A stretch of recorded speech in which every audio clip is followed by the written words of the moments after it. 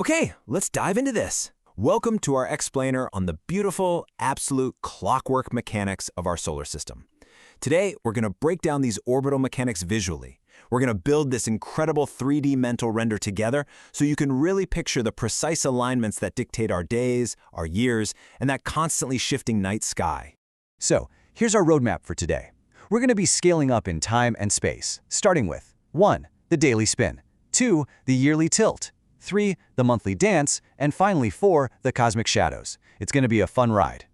But before we actually map out the solar system, let's make sure we have our foundational vocabulary locked in, specifically rotation versus revolution. You know, in everyday conversation, people mix these terms up all the time, but mechanically, they're entirely different actions. Rotation means spinning on an internal axis. Just think of a basketball spinning right there on the tip of your finger. Revolution, on the other hand, is orbiting around another celestial body. It's like a runner traveling all the way around a track. Getting that visceral difference between spinning in place and traveling around something else, well, that's literally the mechanical key to everything we're about to see. All right, part 1, the daily spin. 24. Imagine we're rendering a 3D model of Earth floating right in the void of space, and it's illuminated by just a single directional light source, the sun. Our planet completes one full rotation on its internal axis every 24 hours.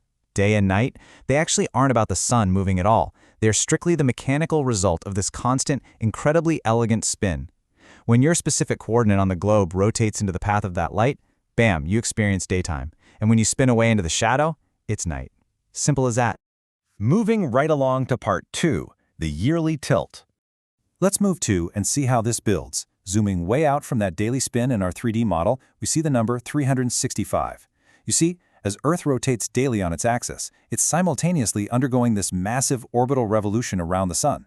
This giant track takes about 365 days to complete, which is of course what we call our year. But here's something absolutely crucial to keep in mind. The orbital revolution alone doesn't actually cause our seasons. I mean, simply moving in a giant circle around a heat source, that isn't enough to give us freezing winters and scorching summers. So, the crucial point is this exact number right here, 23.5.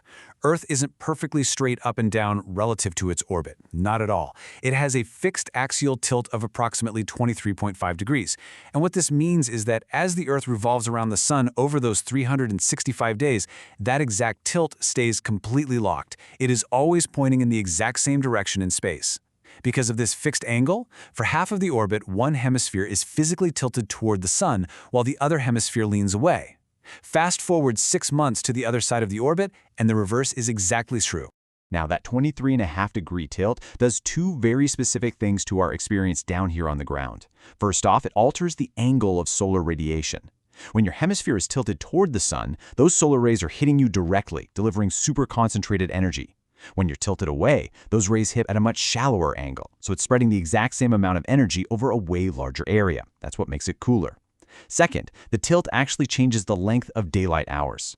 Being tilted toward the Sun means your spot on the globe takes a longer path through the sunlight during that daily 24-hour spin. This specific combination, an orbital revolution paired with a fixed axial tilt, is literally what dictates every single changing season we experience. All right, let's look at part 3, the monthly dance. So, let's bring the moon into our 3D orbital model. The moon undergoes its own revolution, orbiting around the Earth roughly every 29.5 days.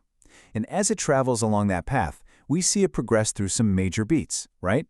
The new moon, the waxing and waning crescents, the gibbous, and of course the full moon.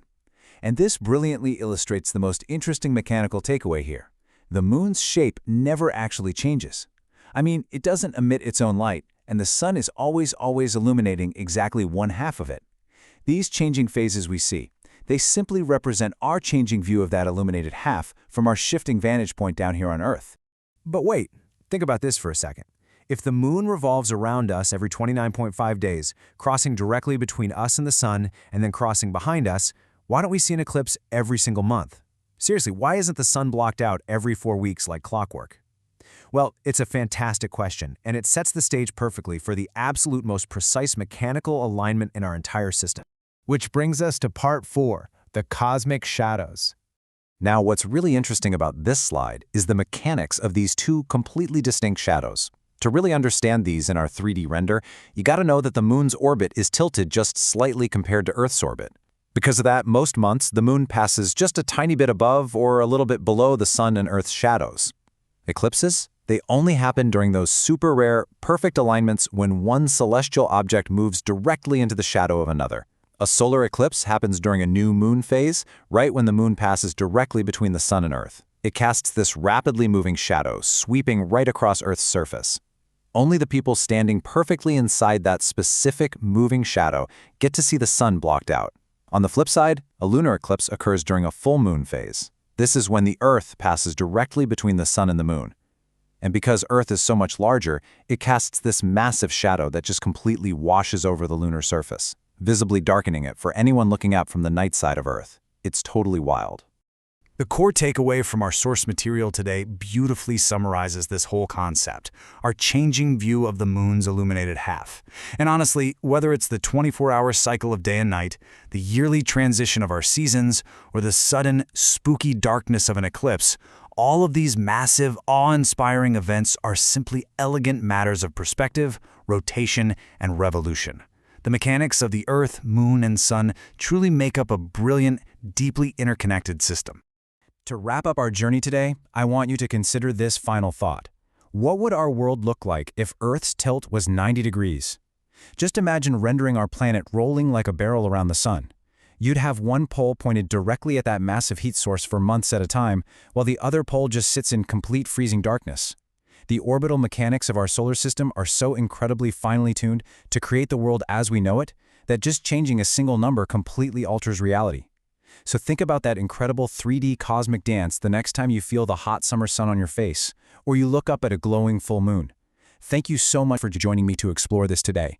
Keep asking questions, and definitely keep looking up.